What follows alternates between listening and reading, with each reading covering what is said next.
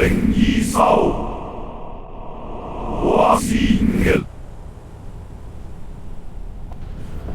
喂，各位師兄弟姊妹，我阿貴師傅今日開波講鬼故，話明神仙講古要春夠料，講得夠驚嚇人啊！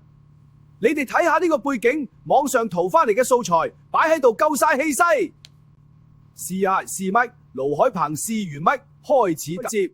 今日呢個故仔驚險程度結局你絕對估唔到。我今晚分享嘅故事係真人真事，驚程度5星級啊嘛！故事開始。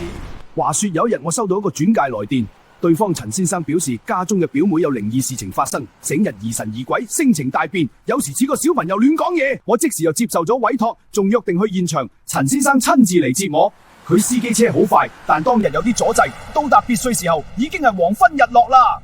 到咗目的地，陳先生帶我入去，旅館家開門迎接我哋。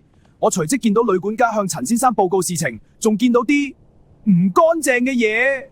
當時我隱約聽到旅館家細聲講小姐嘅事情，我馬上估到佢哋所講嘅係指陳先生表妹。正當我要做個主動問明原因嘅時候，樓上就馬上發生事情。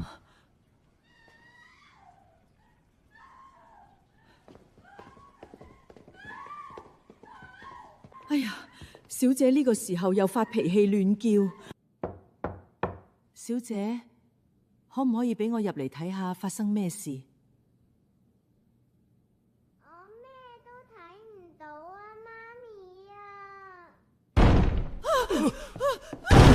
咪啊！阿花，呢邊發生咩事？快啲開門！